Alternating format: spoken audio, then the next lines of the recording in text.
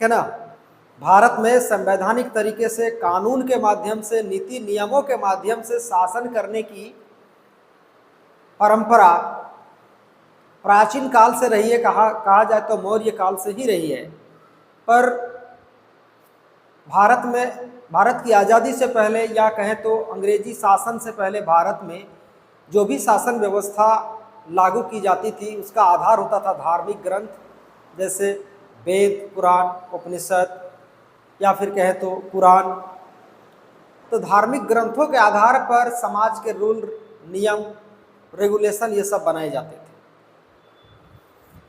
जब भारत में अंग्रेज लोग आए, ब्रिटिश जब भारत में प्रवेश किए, तो उन्होंने इन धार्मिक ग्रंथों के आधार पर जो सिस्टम समाज में चल रहा था, उस सिस्टम को वो लोग एक प्रकार से नकार दिए। ठीक है।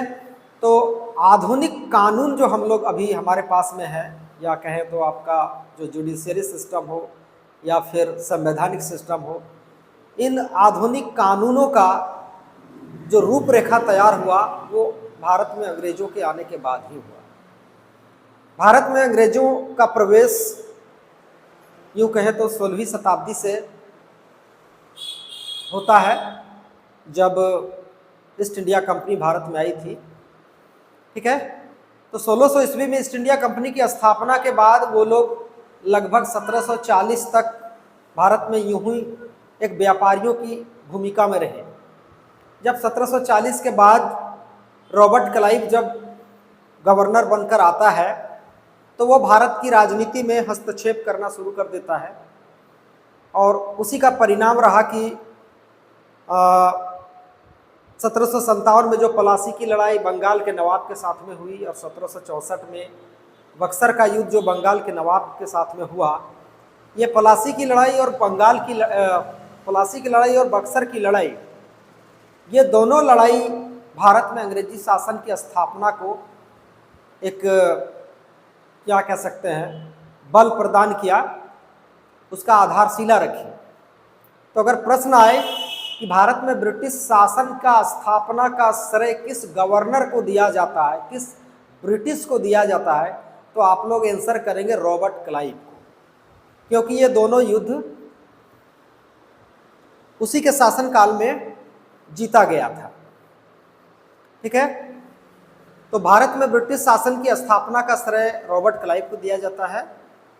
ब्रिटिश शासन की स्थापना होने के बाद अंग्रेजों ने ईस्ट इंडिया कंपनी पर नियंत्रण स्थापित करने के लिए, या यूं कहें ईस्ट इंडिया कंपनी के पदाधिकारियों को अधिकतम पावर देने के लिए, बहुत सारे कानून पारित करना शुरू कर दिया था।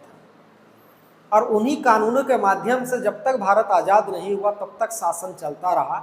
और इसीलिए ब्रिटिश शासन के अधीन जो कानून बनाए गए, जो अधिनियम बनाए गए, वही हमारे भारत के संविधान के निर्माण के बहुत हद तक एक आधारशिला का काम किया, उसकी नींव, इसकी बुनियाद रखने का काम किया। तो हम लोग आज उससे उन्हीं अधिनियमों की बात करेंगे कि ब्रिटिश शासन के काल में 1757 से लेकर 1947 तक कौन कौन से अधिनियम, कौन कौन से कानून पारित हुए, जिसके आधार पर आज़ादी से पहले शासन चलाया जाता था। वही प्रावधान जो है अब वर्तमान भारतीय संविधान की रूपरेखा तैयार करने में काफ़ी मदद मिला। तो हम लोग सबसे पहले देखेंगे कि भारतीय संविधान की विकास यात्रा में अंग्रेजी शासन काल में मुख्य रूप से दो प्रकार के अधिनियम पारित किए गए, जिसमें से सबसे पहला अधिनियम जो था दो प्रकार का, जिसमें पहला प्रकार था ईस्ट इंडिया कंपनी पर नियंत्रण स्थापित करने वाले अधिनियम। ठीक है। और दूसरा था ब्रिटिश साम्राज्य के हितों की सुरक्षा करने वाले अधिनियम। तो चूंकि ईस्ट इंडिया कंपनी एक व्यापारिक कंपनी थी, इस वजह से जब ये व्यापार भारत में कर रही थी, तो व्यापारिक रूप से ईस्ट इंडिया कंपनी के जितने भी व्यापारी थे, वो आर्थिक रूप से काफ़ी भारतीय किसानों का शोषण कर रहे थे। इससे ऐसा लग रहा था ब्रिटिश सरकार को कि कहीं न कहीं इनका आर्थिक शोषण ब्रिटिश शासन को, भारत में ब्रिटिश शासन को प्रभावित करेगा, इसलिए एक कानून के दायरे में ईस्ट इंडिया कंपनी को लाना जरूरी था। और इसीलिए आपको जब क्या कहते हैं कि बक्सर की लड़ाई के बाद 1765 ईस्वी में इलाहाबाद की 2 संधि हुई थी, 6 अगस्त 1765 को और 12 अगस्त 1765 को, और ये 2 संधियों के माध्यम से ब्रिटिश सरकारों को बंगाल, बिहार, उड़ीसा में टैक्स वसूलने का अधिकार प्राप्त हो गया था। ठीक है, तो जब टैक्स वसूलने का प्राप्त हो गया था अधिकार, तो इन अधिकारों का ब्रिटिश सरकार किस प्रकार से अच्छे तरीके से उपयोग करे, इसका प्रयोग करे कि भारतीय जनता में असंतोष की भावना पैदा नहीं हो। और इसी वजह से ईस्ट इंडिया कंपनी जो पहले यूँ कहें कि भारत में उसका व्यापार का जो गतिविधि था वो अनियंत्रित दिशा में चल रहा था, इसीलिए उनके कार्यों को नियंत्रित करने के लिए 1773 से लेकर 1853 तक इन अधिनियमों को पारित किया गया था, जिसमें सबसे पहला था 1773 ईस्वी का रेगुलेटिंग एक्ट, उसके बाद आया 1761 का सेटलमेंट एक्ट, 1784 ईस्वी का पिट्स इंडिया एक्ट, 1786 का अधिनियम, 1793 ईस्वी का चार्टर एक्ट, 1813 ईस्वी का चार्टर एक्ट, 1833 ईस्वी का चार्टर एक्ट और 1853 ईस्वी का चार्टर।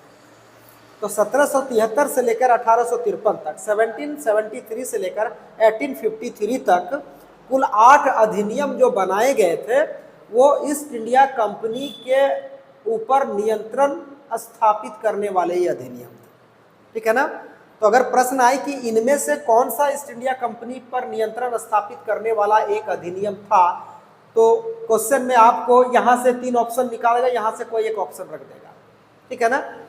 तो ये सारे ईस्ट इंडिया कंपनी जो व्यापारिक कंपनी थी उस पर नियंत्रण स्थापित करने के लिए ये सारे अधिनियम थे। ठीक है। उसके बाद जब 1857 की क्रांति हुई भारत में, तो एक बहुत बड़ा मैसेज गया दुनिया के सामने कि अब भारत के लोग जो हैं वो आसानी से ब्रिटिश शासन को स्वीकार करने वाले नहीं हैं जब तक उनको अधिकतम सुविधा प्रशासन के क्षेत्र में न दिया जाए। इस बात को महसूस करते हुए ब्रिटिश सरकार ने, या कहें तो ब्रिटिश संसद ने, ठीक है ना, उनको अब लगा कि कुछ ऐसा कानून बनाना पड़ेगा जिससे ब्रिटिश साम्राज्य की सुरक्षा भारत में हो सके, अन्यथा बहुत जल्दी बोरिया बिस्तर बांधना पड़ जाएगा। क्योंकि 1857 की क्रांति में भारतीयों ने उस एकता का परिचय दिया था जिससे उनको ये एहसास हो गया था कि अब आसानी से भारत में शासन करना संभव नहीं है। इस वजह से उन्होंने ब्रिटिश साम्राज्य के हितों की सुरक्षा के लिए, मतलब ब्रिटिश साम्राज्य को भारत में लंबे समय तक कैसे ले जाए इसको सिक्योर करने के लिए, ठीक है ना, इतने सारे अधिनियमों को पारित किया गया था। तो ये 1857 की क्रांति के बाद जस्ट 1858 ईस्वी में भारत सरकार अधिनियम 1858 पारित किया गया था। ठीक है। फिर उसके बाद भारत परिषद अधिनियम 1861 आया, फिर 1865 का अधिनियम आया, फिर 1869 का अधिनियम आया, फिर 1873 1873 का अधिनियम आया, फिर शाही उपाधि अधिनियम 1876 पारित हुआ, फिर भारत परिषद अधिनियम 1909 आया, फिर भारत सरकार अधिनियम 1919 आया, फिर भारत सरकार अधिनियम 1935 आया और फिर भारत सरकार अधिनियम 1947 आया। ठीक है। भारत सरकार अधिनियम, जिसको माउंटबेटन योजना के नाम से भी जानते हैं हम लोग, और ये कहें तो आपका अंतिम ब्रिटिश शासनकाल में पारित अंतिम अधिनियम था, जिसके तहत भारत का विभाजन भी हुआ था, भारत का बंटवारा भी हुआ था 2 पार्ट में, भारत एवं पाकिस्तान 2 देशों में।